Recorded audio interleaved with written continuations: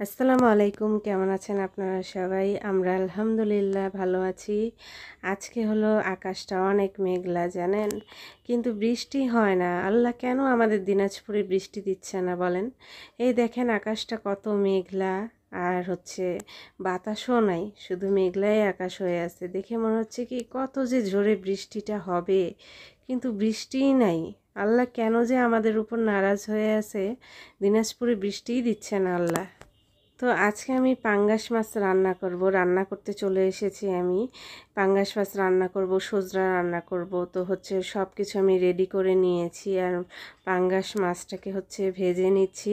পাঙ্গাস মাছটাকে না হালকা না ভেজে নিলে কিন্তু রান্নার সময় ভেঙে যাওয়ার ভয় থাকে, তাই হালকা করে ভেজে নিই আমি। আর এদিকে সজনাটা রান্না করব।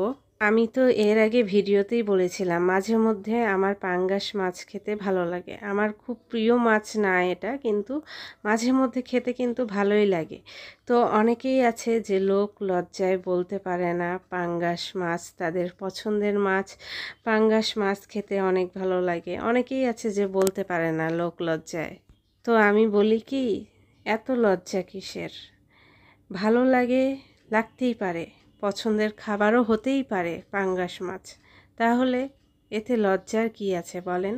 লজ্জার তো কিছুই নেই। পছন্দ আপনার থাকতেই পারে। সবার পছন্দ কি এক বলেন? সবার পছন্দ তো এক না। তাহলে আপনার পছন্দের খাবার যদি পাঙ্গাস মাছ হয়, তাহলে ভালো, সেটা আপনার পছন্দের খাবার। তো আমি বুঝি না, অনেকেই বলে লোক লজ্জায় বলতে পারি না। আরে ভাই, পছন্দের খাবার তো থাকতেই পারে, তাই না?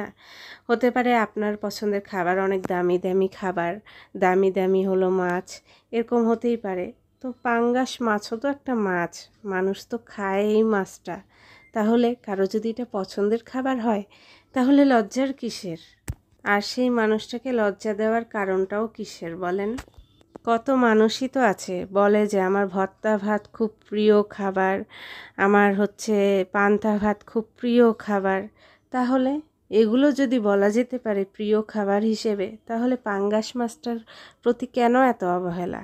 কেন বলা যাবে না পাঙ্গাস মাছ হলো প্রিয় খাবার? যেসব মানুষরা বলতে পারেন না পাঙ্গাস মাছ আমার খুব প্রিয় খাবার, আজকের পর থেকে আপনারা বলবেন পাঙ্গাস মাছ হলো আমার প্রিয় মাছ। পাঙ্গাস মাছ খেতে আমার খুব ভালো লাগে, কারণ এটা লজ্জার কোনো বিষয় না। আপনার ভালো লাগাই হলো আপনার কাছে।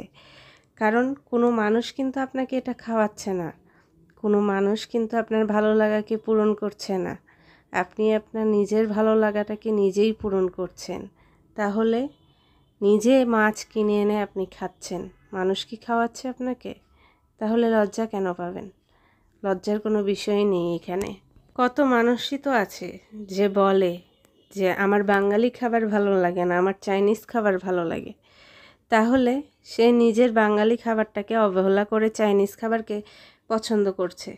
তাহলে আপনি এই পাঙ্গাস মাছটাকে কেন অবহেলা করবেন? কেন বলতে পারবেন না? আপনিও বুক ফুলায় বুক উঁচা করে বলেন যে পাঙ্গাস মাছ আমার ভালো লাগে। আমি যেমন বলছি পাঙ্গাস মাছ কিন্তু আমার প্রিয় মাছ না, কিন্তু মাঝে মধ্যে কিন্তু পাঙ্গাস মাছটা না এইভাবে খেতে কিন্তু আমার খুব ভালো লাগে, ঝোল ঝোল। অবশ্য পাঙ্গাস মাছ বলে বেশি খাওয়া শরীরের জন্য ভালো না, কারণ এই মাছের তেল অনেক থাকে। তারপরও মাঝে মধ্যে এই মাছটা খাওয়া যায় আর কি, যেমন আমরা মাঝে মধ্যে খাই, কারণ ভালো লাগে খেতে। তো সেটাই বলছি, যেখানে লজ্জার কিছু নেই। অবশ্য আমার প্রিয় মাছ কি জানেন? আমার প্রিয় মাছ হলো চিংড়ি মাছ। তো সব রান্নাবান্না শেষ করে আমি খেতে বসে গেলাম। তো পাঙ্গাস মাছ বললামই তো, মাঝে মধ্যে আমি যেভাবে রান্না করেছি আর কি, এভাবে খেতে না আমার অনেক ভালো লাগে। তো মাঝে মধ্যে আমি পাঙ্গাস মাছ আনতে বলি সারার বাবাকে, তো সে নিয়ে আসে আর এভাবে রান্না করে খাই। আর বাহিরের বড়া, তারপর আলুর চপ আর মরিচ ভাজাটা খুব ভালো লাগে, তাই মাঝে মধ্যে সারার বাবা আমাকে নিয়ে আসে দেয়, যেমন আজকে এনে দিল। তো এই তো খাচ্ছি। তো ভালো মতো খেয়ে নেই। তো খাওয়া দাওয়ার পর বসে রেস্ট নিচ্ছিলাম। আর আমি সবার পছন্দকেই সম্মান করি, কারণ সবার পছন্দকেই সম্মান করা উচিত। কারণ সবার নিজস্ব একটা পছন্দ থাকেই, ভালো লাগা থাকেই। তো আমার যেটা পছন্দ সেটা আপনার পছন্দ নাও হতে পারে, তো আপনার যেটা পছন্দ সেটা আমার পছন্দ নাও হতে পারে। তবুও সবার পছন্দকে সম্মান করা উচিত, কারণ সবার ভালো লাগা সবার পছন্দ কিন্তু একরকম না। তো এই তো আজকের ভিডিওটি এই পর্যন্তই। সবাই ভালো থাকবেন। আল্লাহ।